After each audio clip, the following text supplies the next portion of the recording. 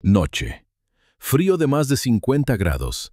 La ventisca presiona la tierra con tanta fuerza que incluso la yaranga, la sólida vivienda de los chukchis, empieza a crujir y a colapsar bajo su propio peso.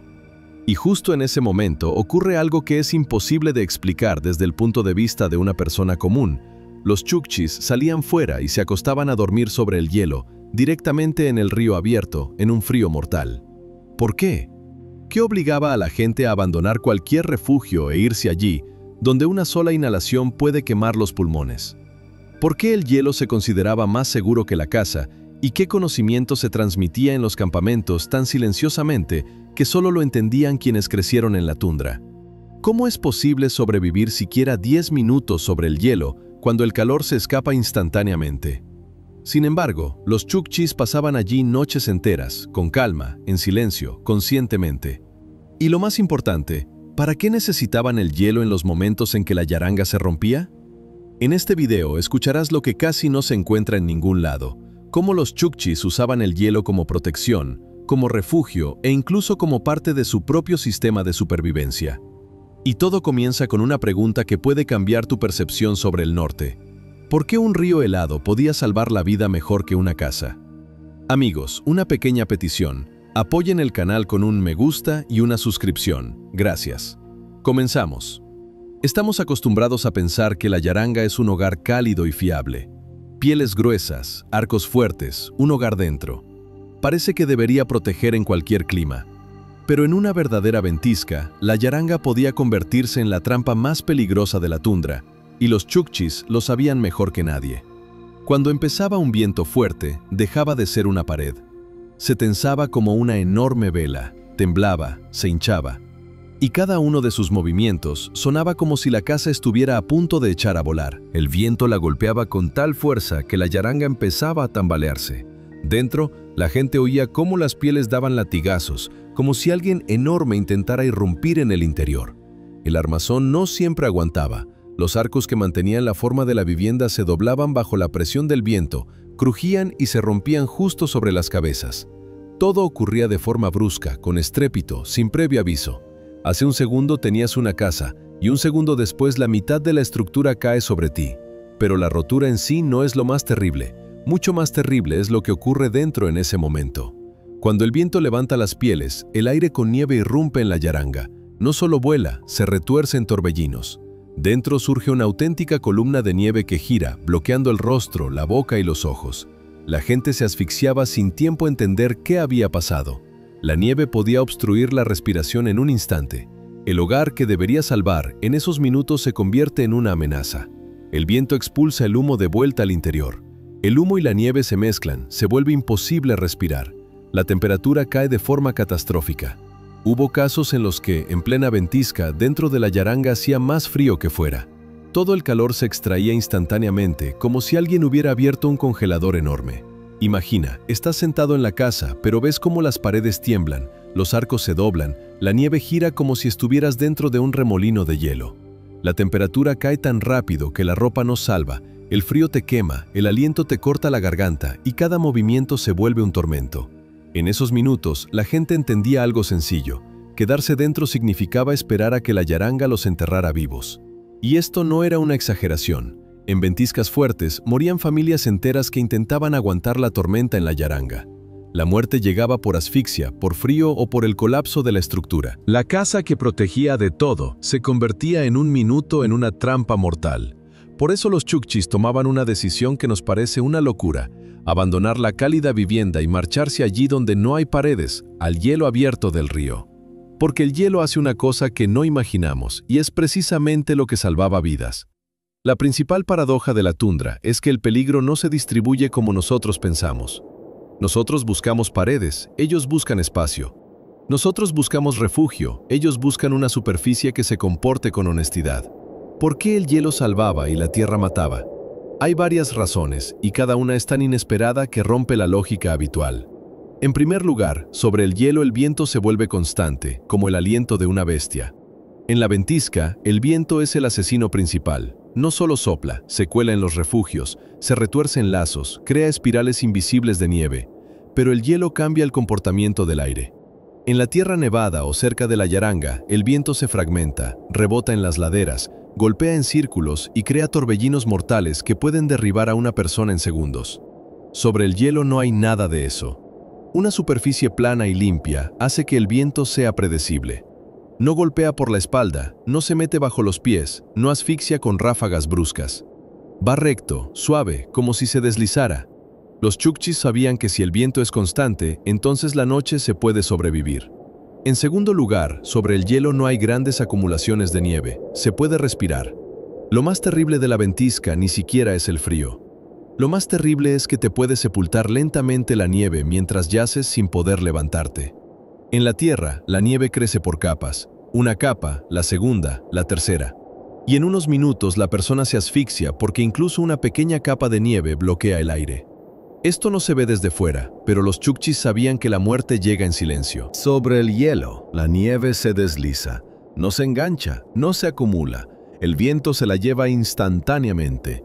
Mientras en la tierra se forma un ventisquero, sobre el hielo queda una fina película y la persona puede respirar libremente como si estuviera en un espacio abierto. Por eso el hielo no era una ejecución fría, sino una verdadera zona de respiración. En tercer lugar, el hielo no extrae el calor tan rápido como la tierra congelada. Es un hecho que casi nadie conoce. La tierra congelada es uno de los devoradores de calor más agresivos del norte. Extrae el calor del cuerpo más rápido que el metal. Sobre ella, una persona se enfría 2 veces más rápido que sobre el hielo. El hielo, en cambio, se comporta de otra manera. Es duro y liso, pero en él hay una capa de aire y un movimiento continuo de calor dentro de la masa de agua. Absorbe el frío más lentamente. Por eso los chukchis se tendían a lo largo del hielo, se encogían, se cubrían con pieles y sabían que aguantarían más que si se acostaran sobre la tierra, que come el calor sin detenerse. Para nosotros suena extraño, para ellos es una ley de la naturaleza.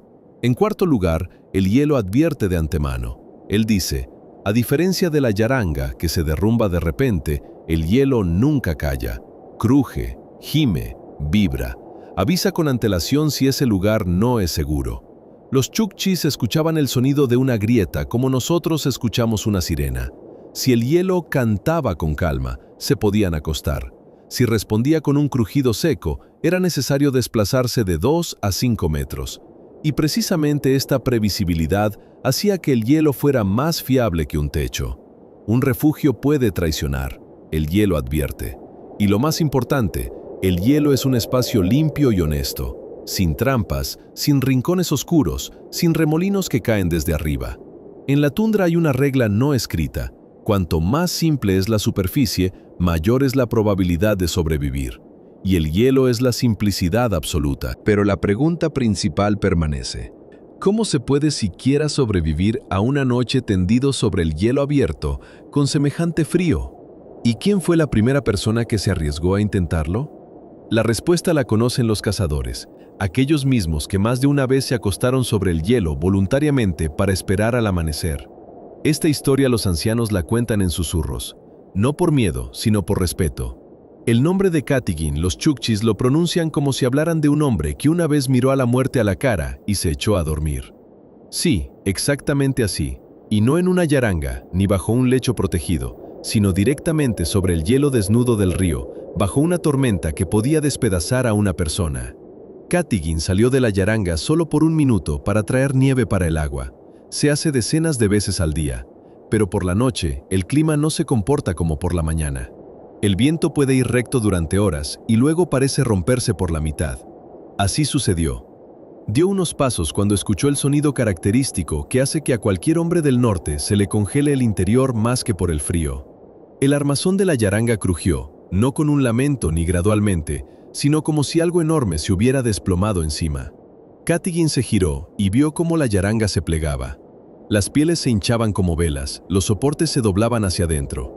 El faldón de la entrada, que debería proteger, se convertía en un embudo que succionaba la nieve. Si una persona se encuentra dentro en ese momento, simplemente queda sepultada. Allí es imposible levantarse, imposible respirar. Los chukchis no solo temían a la ventisca, sabían cómo mataba. Él comprendió lo principal: entrar significa que todos mueran. Katygin gritó para que la familia no intentara salir. En una ventisca fuerte, el sonido vuela hacia los lados, no hacia adelante, así que él mismo no escuchó su grito. Si lo oyeron dentro, nadie lo sabrá jamás. Otro se habría lanzado contra la pared. Habría intentado empujar el armazón, levantar la piel, salvar la casa. Pero Katygin no lo hizo.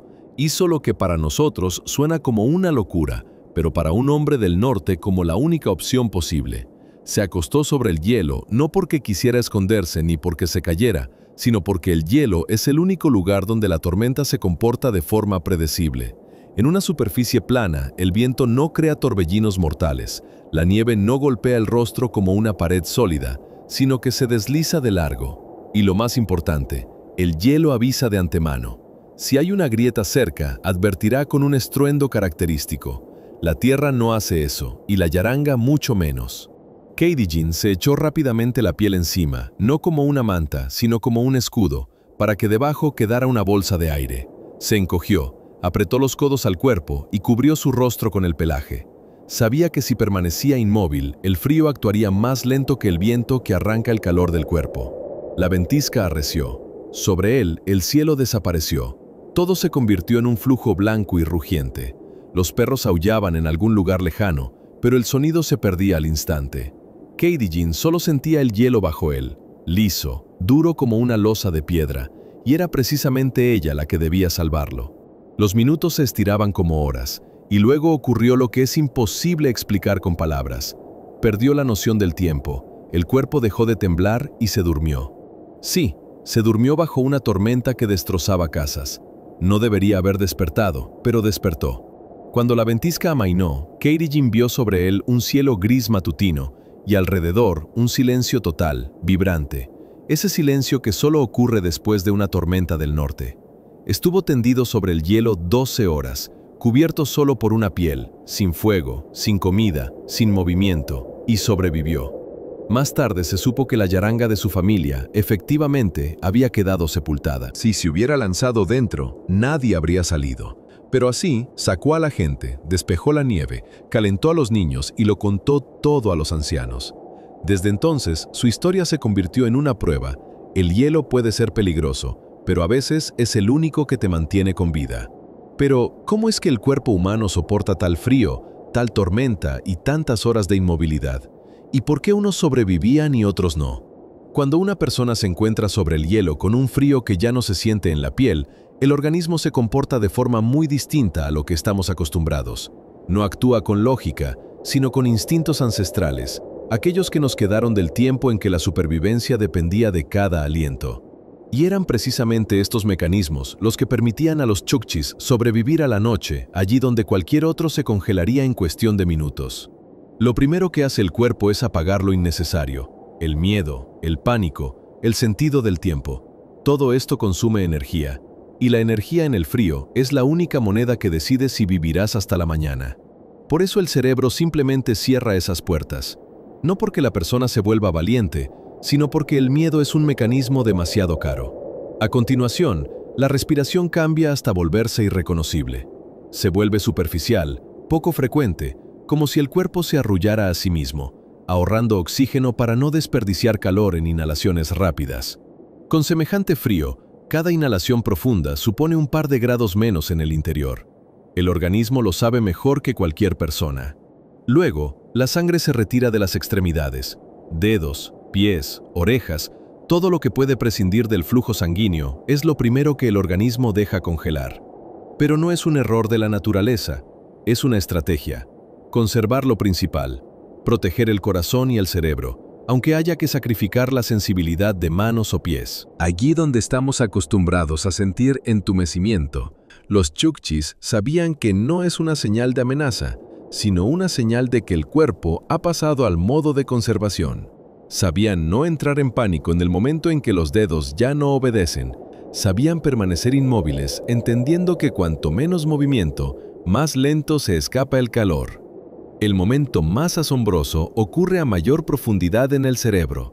Cuando el frío desciende por debajo de cierto punto, el organismo activa lo que los científicos modernos llaman modo de ahorro de energía. Los chukchis lo explicaban más simple. El cuerpo se duerme antes de que la persona logre entender qué está pasando. No es un sueño en nuestro sentido de la palabra. Es una desconexión temporal de procesos innecesarios, pensamientos, tensiones y ansiedad. Así el cerebro se salva a sí mismo de la sobrecarga y de la hipotermia. Reduce las exigencias al cuerpo para resistir más tiempo. Precisamente por eso, cazadores como Karygin podían quedarse dormidos sobre el hielo no por cansancio, sino porque el organismo elegía el sueño como método de salvación. El sueño ralentiza el metabolismo, reduce el gasto de calor y elimina el riesgo de pánico.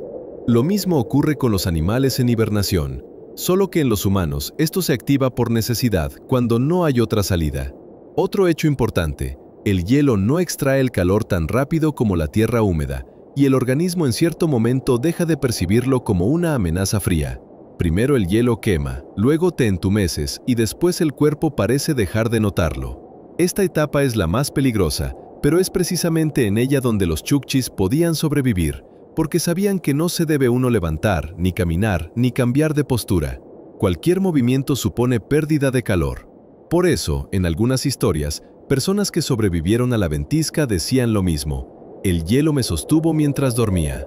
No es una metáfora, es fisiología. El hielo no permitía que el cuerpo cayera en un movimiento de pánico, y el cerebro ahorraba todo lo que podía. Pero lo más interesante no es el frío en sí, sino cómo los chukchis aprendían a vivir con él, cómo preparaban de antemano el lugar sobre el hielo donde podían salir durante la ventisca, cómo lo comprobaban, cómo lo escuchaban, cómo encontraban zonas donde el hielo está vivo y donde es peligroso. Y aquí comienza lo más asombroso. Tenían trucos especiales que casi nadie conoce. Los chukchis nunca tomaban decisiones al azar, incluso el lugar para esperar a que pasara la ventisca se elegía con precisión. Lo preparaban de antemano, y lo primero que hay que entender es que el hielo para ellos no era simplemente una superficie, era un ser vivo que podía ayudar o matar. Por eso, buscaban el hielo adecuado como nosotros buscamos un refugio. Los chukchis escuchaban el hielo con el oído, literalmente. El cazador se ponía de rodillas, pegaba la cabeza a la superficie y esperaba. Si el hielo respiraba, emitiendo golpes sordos poco frecuentes, significaba que debajo había corriente. Tal lugar era mortal. La corriente desgasta la estructura desde abajo y el hielo puede romperse en el momento más inoportuno. Pero si el silencio era constante, tranquilo, como si bajo uno hubiera una losa de piedra, el lugar se consideraba fiable. Después miraban el color. Era una regla que todos conocían. Se necesitaba hielo azul puro, denso, con pequeñas burbujas de aire. Ese hielo canta suavemente cuando se camina sobre él. Emite un crujido denso, no amenazante, sino controlado. El hielo blanquecino y mate se evitaba siempre. Es poroso, se rompe fácilmente y, sobre todo, engaña. Parece más blando, pero bajo él pueden ocultarse huecos delgados que no se ven ni siquiera en un día despejado. Lo más peligroso son las franjas de nieve. Una franja de nieve que cruza el río parece segura, pero bajo ella a menudo hay un puente de hielo delgado que se mantiene solo porque la nieve lo ha pegado. En la ventisca, tales puentes se rompen con el mínimo peso. Los chukchis nunca se acostaban donde la nieve formaba una línea recta. Se acercaban, perforaban la superficie con una lanza o un cuchillo y observaban. Si bajo la capa había vacío o hielo húmedo, el lugar estaba prohibido. Cuando encontraban un tramo en el que se podía confiar, comenzaba la preparación. El hielo no solo se elegía, se hacía cómodo para la noche. Los cazadores tomaban un martillo de madera corto, ligero pero fuerte. Con él tallaban una cavidad poco profunda del tamaño de un cuerpo humano. No es un foso, es una muesca lisa en la que la persona se acuesta para que la ventisca no obstruya su rostro con nieve y el viento pase por encima sin engancharse al cuerpo. ¿Para qué servía esto? Porque en una superficie plana la nieve forma ventisqueros más rápido de lo que podemos imaginar. En cambio, en la cavidad, la nieve pasa volando sobre la persona como si fuera una piedra o un bloque de hielo. Esto reducía el riesgo de asfixia, el enemigo más temible de las pernoctas en la ventisca. Luego comprobaban el hielo con las manos, no por la temperatura, que ya de por sí era letal, sino para asegurarse de que la superficie no estuviera cubierta por una fina capa de escarcha. La escarcha es peligrosa, hace que el hielo sea resbaladizo y la persona podría intentar girarse instintivamente durante el sueño. Cualquier movimiento por la noche hace perder un calor precioso. A continuación, colocaban una tira fina de lana o piel bajo los hombros y las caderas. No para calentarse, pues eso casi no aporta nada, sino para que el cuerpo no resonara por el contacto con el hielo. Quien se haya acostado alguna vez sobre hielo puro, sabe que el cuerpo parece desaparecer y en un minuto dejas de sentir las piernas. La tira de piel no calentaba, pero daba al cerebro una ilusión de apoyo. Eso bastaba para no entrar en pánico. Y si todo se hacía correctamente, el hielo se convertía en un refugio mejor que la yaranga. El hielo es liso, predecible. El hielo no se derrumba. El hielo no asfixia con nieve. El hielo sostiene. Pero los Chukchis sabían lo principal. El hielo es solo la mitad de la salvación. Para sobrevivir a una verdadera ventisca, se necesitaba algo más. Algo que solo hacían quienes entendían la naturaleza del frío mejor que nadie. Supervivencia en el hielo no es solo el lugar correcto, es también el cuerpo colocado como la naturaleza ordena y no como resulta cómodo. Los Chukchis sabían que un solo error en la posición de la cabeza, las manos o los pies podía significar no sobrevivir a la noche. La postura no era una tradición, sino un conjunto preciso de acciones perfeccionado por generaciones. Primera regla, el rostro hacia abajo. No en la nieve, por supuesto, sino ligeramente de lado, para que la mejilla reposara sobre la manga o el borde de la piel. Si se miraba hacia arriba o hacia un lado, el viento secaba los ojos instantáneamente. Una córnea seca con semejante frío no es una incomodidad, es un peligro real de perder la vista.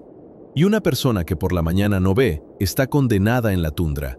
Por eso, el rostro siempre se ocultaba hacia abajo, allí donde el viento se desliza por el cuerpo sin engancharse en las pestañas. Segunda regla, piel sobre la boca. No para calentarse, calentar el aire a menos 50 grados centígrados es imposible, sino para que el vapor de la respiración no se convirtiera en una costra de hielo en los labios. Si se respira hacia el espacio abierto, el vapor se asienta y cementa la piel rápidamente. Pero si la boca está cubierta por un pelaje suave, los flujos de aire se dispersan y el hielo no se forma. Todos los cazadores lo sabían. Piel sobre la boca es protección contra microtraumas que, con este clima, se convierten en una desgracia. Tercera regla, rodillas al pecho. El término científico es postura de ahorro de energía. Los Chukchis tenían su propia explicación sencilla. Así el hígado no se enfría. Cuando la persona encoge las piernas, el torso se vuelve más compacto y el organismo gasta menos calor en mantener los órganos vitales. Extenderse sobre el hielo es lo mismo que entregar al frío el lugar más débil, el vientre. Cuarta regla, los pies juntos. No cerca, sino precisamente juntos, casi pegados. Los pies son una de las zonas más vulnerables para las congelaciones, pero si se presionan uno contra otro, el calor circula mejor que si están separados. Cada cazador sabía que si los dedos de los pies empezaban a entumecerse por separado, la mañana sería mala. Quinta regla, los hombros cubiertos con piel. No todo el cuerpo, solo la parte superior. Los cazadores cubrían los hombros de modo que el viento se deslizara por la piel y siguiera de largo, creando sobre el cuerpo un pequeño túnel aerodinámico. Esto reducía el enfriamiento del pecho e impedía que la nieve entrara en la ropa. Y para que la cabeza no se deslizara hacia abajo, hacían una pequeña almohada de nieve. No cálida, la nieve no puede ser cálida, pero sí estable. Un pequeño apoyo mantenía el cuello en la posición correcta para que la respiración no se alterara y la boca no se abriera por completo. La persona que yace sobre el hielo en una ventisca debe respirar de forma pausada y silenciosa. Cualquier inhalación profunda enfría las entrañas más rápido de lo que se puede imaginar. Y en esta postura podían yacer durante horas, sin movimiento, sin intentos de girarse. Un giro erróneo y el aire cálido bajo el pelaje se perdía, permitiendo que el frío penetrara. Pero había un momento del que los ancianos hablaban en susurros. El hielo podía ayudar o podía arrebatar. Después de todo, la física no lo explica todo. Los Chukchis creían que el hielo estaba vivo, y cuando entiendes por qué, comienza un verdadero impacto. Los ancianos decían, el hielo no es una superficie, es un ser. Y cuanto más escuchas sus relatos, menos extraño parece que los Chukchis pudieran pasar la noche al frío, confiando su vida a una fina capa de río congelado. Para los Chukchis, el hielo no era simplemente agua congelada, era la frontera entre mundos. El mundo inferior, oscuridad, agua, profundidad. El superior, personas, animales, viento. El hielo estaba justo en medio, sosteniendo un frágil equilibrio. Por eso lo llamaban vivo. sostenía la vida, pero también podía soltarla. Los Chukchis creían que el hielo tiene su propio carácter. El hielo tranquilo tiene un sonido suave y profundo, similar a un estruendo lejano. El hielo colérico emite un chasquido seco, como si advirtiera, «vete». Y cuando los cazadores escuchaban el hielo con el oído, no era un ritual estético, era una forma de saludar, de sentir el estado de ánimo de aquellos sobre lo que pasarían la noche. Lo más asombroso es que el crujido del hielo nunca se consideró una amenaza. El sonido de una grieta era el lenguaje de la tierra. Así hablaba el espíritu del mundo con el hombre.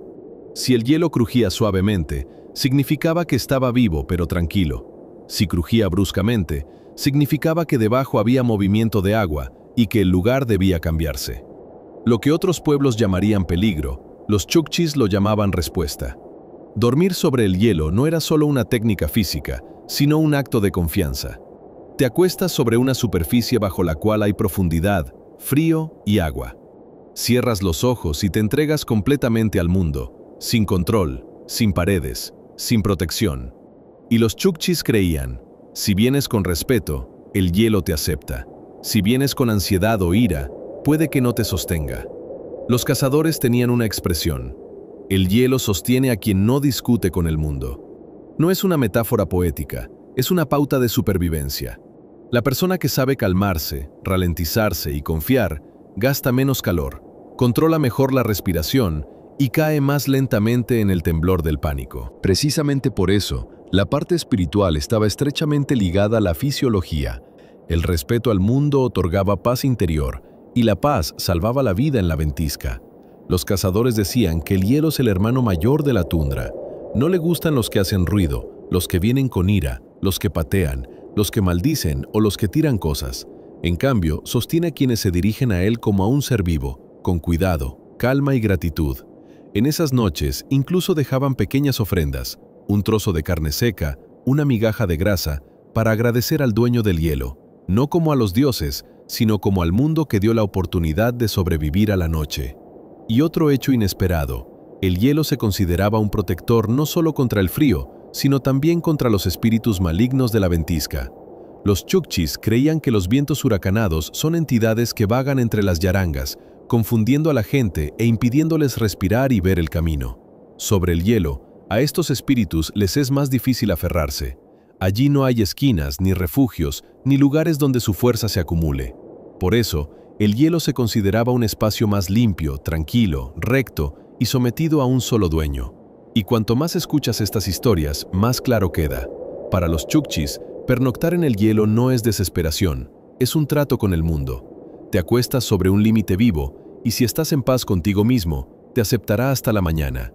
Y esta fe no solo salvaba a los cazadores. Durante las guerras, decidía el destino de campamentos enteros.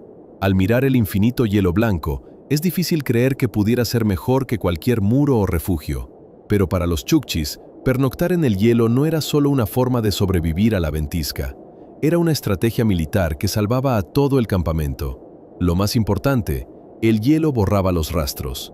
En la tierra, incluso los pasos ligeros conservan su huella hasta el amanecer. Pezuñas, trineos, pies, colas de perros. Todo se lee como un libro abierto. En el hielo no hay huellas en absoluto. Es liso, plano, duro. Cualquier viento sopla la nieve de inmediato y la superficie queda limpia, como si nadie hubiera pasado jamás. Para el enemigo, esto era un misterio aterrador. La gente desaparecía como si se disolviera en la tundra. La guerra en esas regiones no es de ejércitos, sino de incursiones nocturnas, ataques rápidos y expediciones de venganza. Y cuando los perseguidores perdían el rastro, significaba una cosa: la caza había terminado. El hielo privaba de ojos al enemigo. En la ventisca, este efecto se multiplicaba por 10. La ventisca no es solo nieve, es un muro tras el cual no se ve nada, aunque estés a un paso de otra persona. Ahoga el sonido como si el mundo estuviera envuelto en lana. En la tierra, el enemigo podía oír el ladrido de los perros, el crujido de la yaranga bajo el viento, el roce sobre la nieve. En el hielo, nada. Ni el crujido de los trineos, ni la respiración, ni los pasos. El hielo absorbe sordamente el sonido y no lo devuelve. Por eso, las partidas enemigas podían vagar a cientos de metros sin sospechar que la familia dormía directamente en el río. La nieve en la ventisca se mueve de forma caótica, en flujos turbulentos que desvían la mirada, y el fondo liso de hielo lo hace todo idéntico, sin un solo indicio de dónde podrían estar las personas. Hay relatos antiguos de que durante las incursiones incluso campamentos enteros se marchaban al hielo. Mujeres, niños y ancianos se acostaban en círculo, por encima las pieles. Los hombres se situaban en los bordes para escuchar el crujido y el estado del hielo. Por la mañana se levantaban, recogían sus cosas y seguían adelante, mientras los enemigos peinaban la tundra maldiciendo porque los rastros terminaban en la nada. Los historiadores han encontrado casos en los que precisamente pernoctar en el hielo salvó de la muerte a decenas de personas. La nieve ocultaba las formas humanas, el hielo ocultaba los rastros, el viento ocultaba el sonido y la propia noche se convertía en un escudo. Un material tan simple, el hielo azul profundo, era más fuerte que las fortificaciones defensivas. Allí donde no se podían levantar muros, donde no se podían cavar trincheras, era precisamente el hielo el único modo de desaparecer. Y otro hecho poderoso, el hielo igualaba el campo de batalla. En la tierra, el enemigo podía acercarse usando los desniveles del relieve, arbustos o manchas oscuras. En el hielo no hay tales refugios. Quien intenta acercarse es visible como en la palma de la mano. Quien se mueve demasiado brusco es delatado por su sombra. Quien se aproxima atrae la atención con grietas que los chukchis escuchan al instante. Resulta que el hielo no era solo una salvación frente a los elementos, sino también una herramienta para controlar la situación. Mientras el enemigo vagaba por la tundra, la familia en el hielo se encontraba en relativa seguridad. Silencio, lisura, ausencia de refugios. Todo trabajaba para aquel que lograba entender el comportamiento del hielo. Y si la ventisca ayudaba a ocultarse, el hielo ayudaba a sobrevivir. Pero este sistema tenía un detalle que asustaba incluso a los cazadores más experimentados. Sabían que no cada sonido del hielo era una advertencia. A veces el hielo podía cantar de tal forma que incluso los más valientes se levantaban sin sentir las piernas. Y es aquí donde aparece el mayor temor de los chukchis, el momento en que el hielo canta de forma errónea. Y esto no es una predicción, sino una advertencia de desgracia. Cada pueblo tiene un sonido que reconoce desde la infancia. Para los chukchis era la voz del hielo. No solo un estallido, no solo un crujido, precisamente una voz. El hielo podía estar tranquilo, atento o colérico, y los cazadores sabían que, si caminas por el río o duermes sobre su superficie, debes escuchar. Escuchar como si de ello dependiera todo lo que tienes. El canto habitual del hielo es un sonido vibrante, grave y sordo. Proviene de las profundidades, como si la tierra se diera la vuelta en sueños. Ese sonido se consideraba seguro, significaba que el hielo resistía, que respiraba uniformemente y que las capas profundas no se desplazaban. Los ancianos decían que cuando canta grave está tranquilo. Quedarse dormido con ese sonido era casi agradable, como el retumbar lejano de un trueno, pero en cuanto aparecía otro sonido, un chasquido corto y seco, el mundo alrededor cambiaba. El chasquido era una advertencia, aparecía sin eco como un latigazo en el aire vacío. A veces una sola vez, a veces varias, con minutos de diferencia. Y cada chasquido significaba lo mismo. El hielo empezaba a buscar una nueva línea de tensión. Aún no se había quebrado, pero ya había decidido por dónde iría la grieta. La noche era especialmente peligrosa. En la oscuridad el sonido se distorsiona, el viento apaga unas frecuencias y la ventisca estira otras, haciendo que a la persona le parezca que el hielo canta más cerca o más lejos de lo que está en realidad. Por eso los chukchis se acostaban de lado o boca abajo, para que un oído estuviera lo más cerca posible de la superficie. Se necesitaba contacto, no solo audición. Lo llamaban atención auditiva. Es cuando tu cerebro filtra el ruido del viento, la respiración de la gente y el roce de la piel para captar solo las vibraciones del hielo. Un cazador experimentado podía predecir la grieta con varios minutos de antelación, a veces 5, a veces 10. Parecería un intervalo de tiempo irrisorio, pero en condiciones de ventisca podía ser la salvación. Si el hielo empezaba a saltar con el sonido, la vibración se volvía fina, casi nerviosa.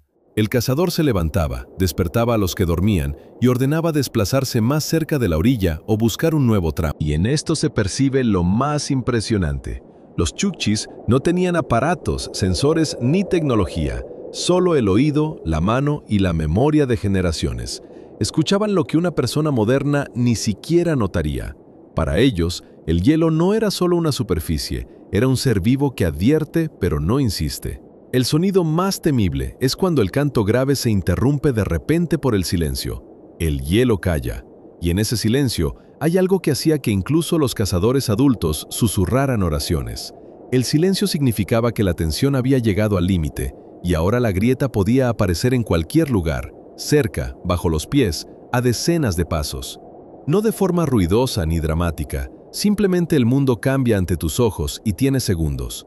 Por eso, el miedo no era a la grieta, ni al frío, ni al agua de abajo. El verdadero miedo es la canción incorrecta del hielo. Cuando en lugar del habitual estruendo tranquilo, de repente responde con brusquedad, vacío o una extraña vibración.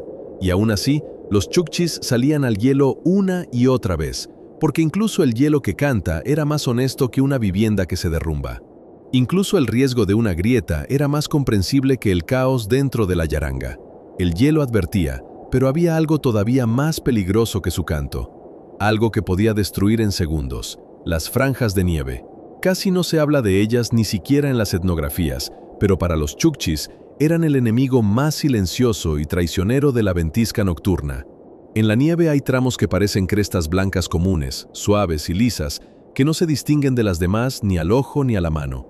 Pero dentro de ellas se ocultaba la trampa que los ancianos llamaban franja sin aliento. Cuando el viento golpea en una sola dirección durante muchas horas seguidas, retuerce la nieve y el aire en lomos largos y estirados. Allí el aire no se mueve como debería. El flujo parece quedar atrapado en un bucle y el oxígeno empieza a caer a niveles críticamente bajos. Basta con acostarse allí boca abajo y la persona se duerme literalmente en minutos, no por el frío, sino por asfixia. Los chukchis lo sabían por los rastros de los animales. Los renos siempre rodeaban esos tramos. A los cazadores jóvenes se les enseñaba a notar las sutiles franjas de vacío. Eran un poco más oscuras y más densas al sonido. Los ancianos podían identificar el lugar mortal con un solo paso. La nieve bajo el pie se volvía demasiado ligera, como si no hubiera aire dentro.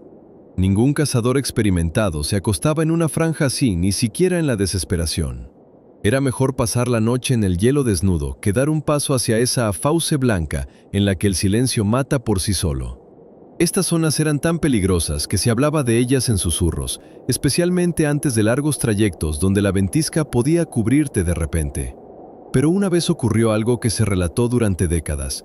La ventisca llegó tan rápido que un campamento entero quedó en una trampa mortal.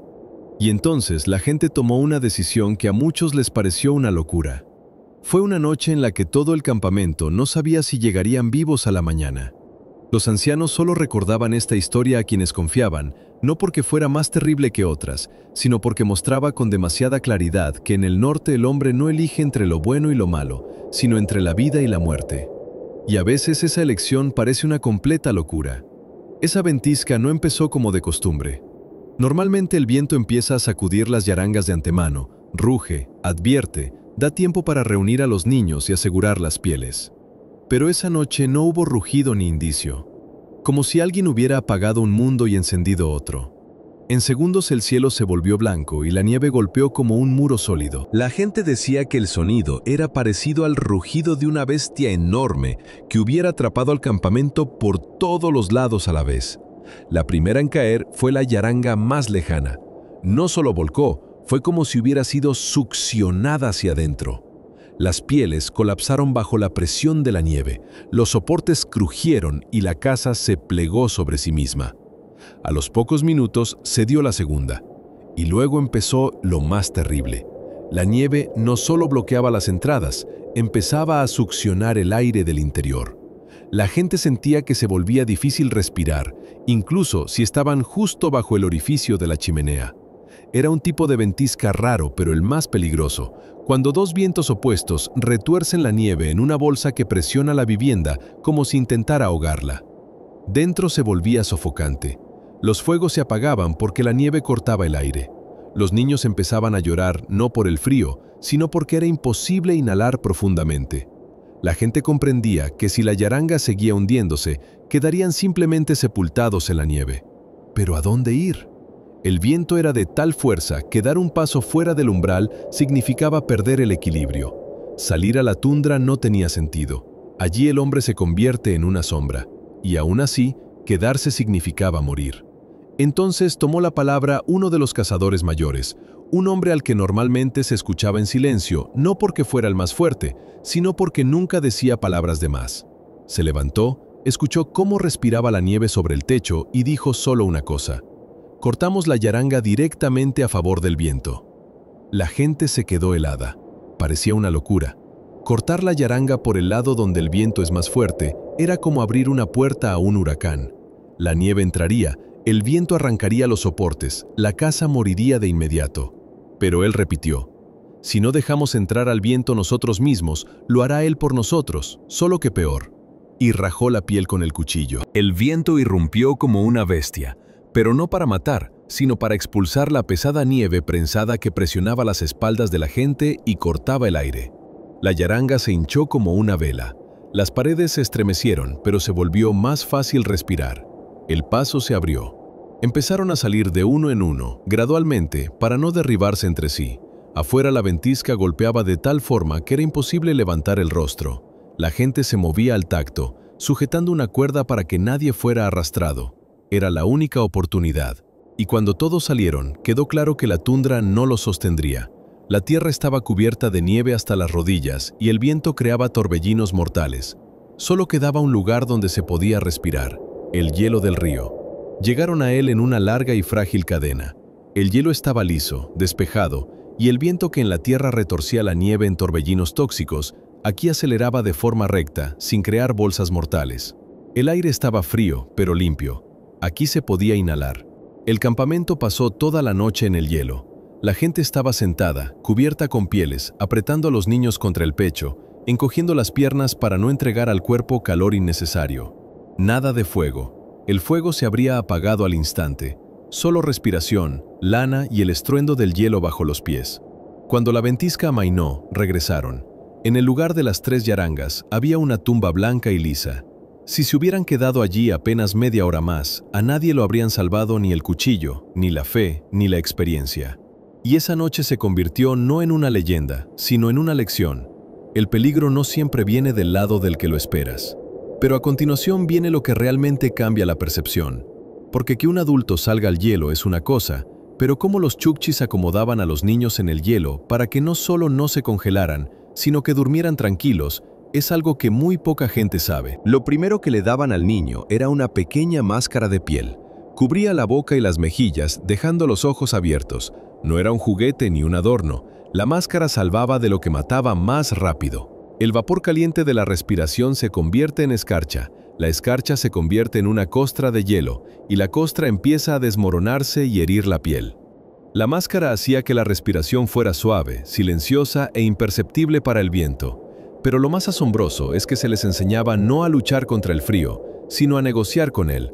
A partir de los 5 o 6 años, al niño se le explicaba: escucha el hielo, él te dirá dónde acostarte. Y los niños realmente escuchaban.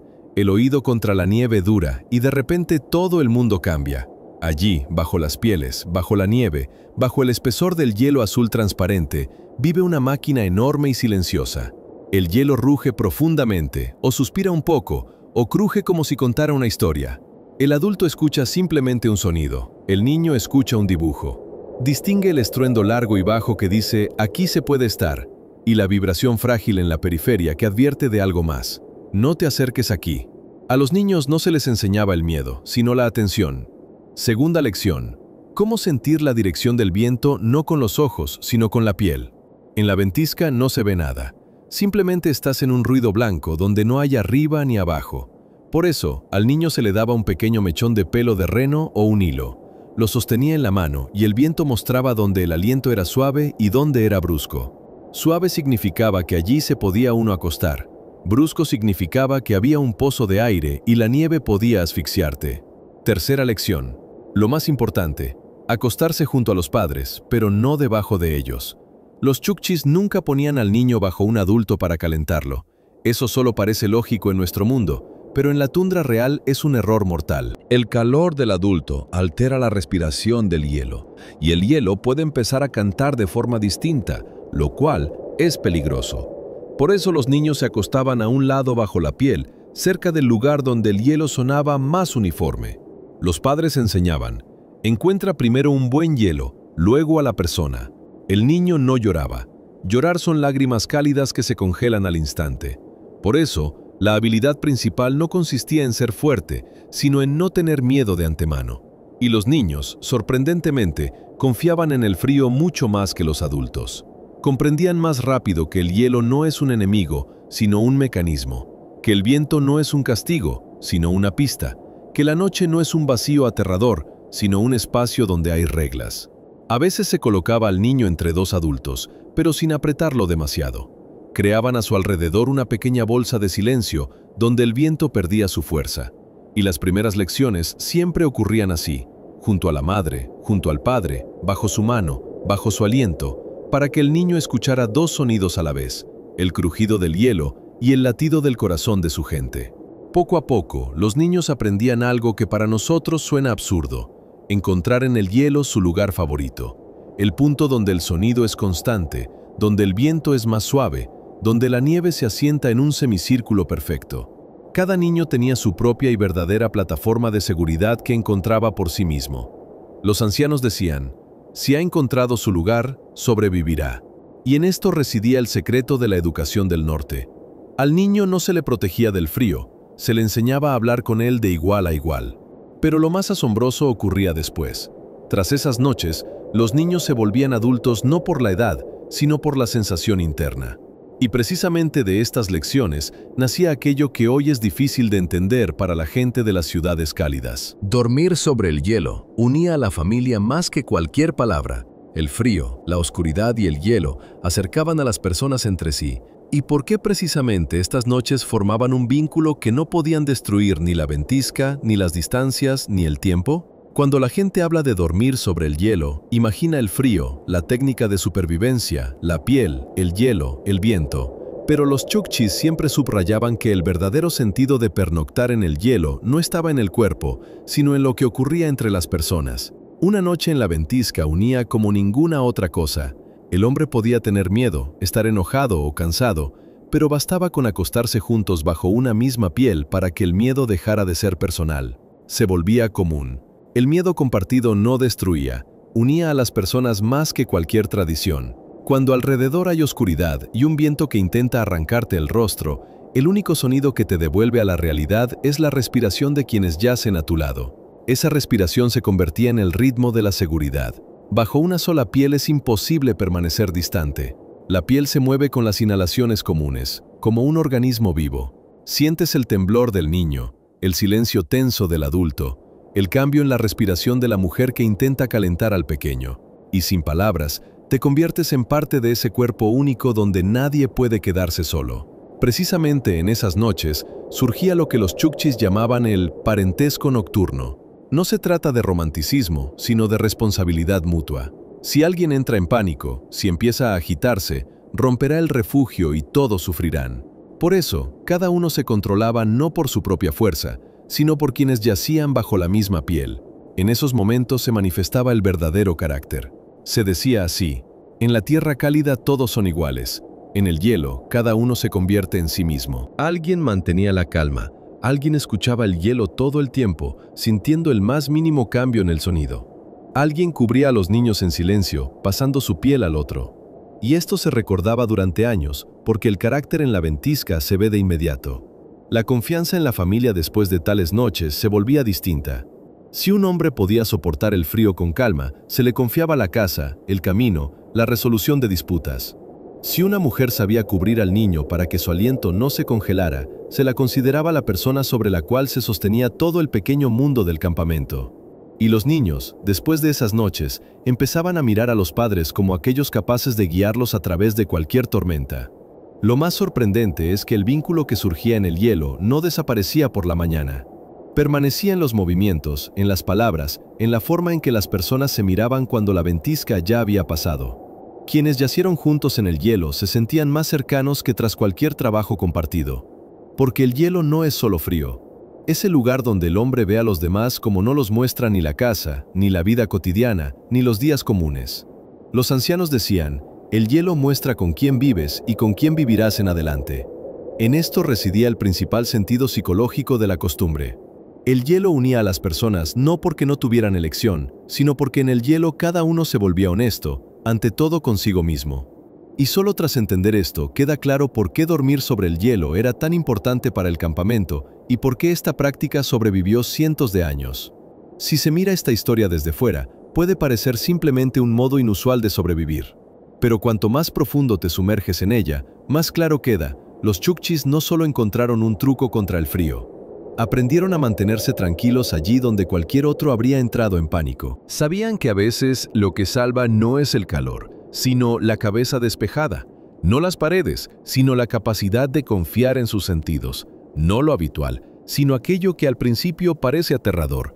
Y lo que es especialmente asombroso, cada generación transmitía no solo habilidades, sino la capacidad de no quebrarse ante los elementos. Y esa cualidad es mucho más valiosa que cualquier piel o refugio. Nuestra historia llega a su fin. Buenas noches, querido amigo. Y si quieres dormir con historias que calman la mente, revelan conocimientos raros y te transportan cada noche a un nuevo mundo del norte, suscríbete para no perderte la siguiente. Se convertirá en tu ritual silencioso antes de dormir.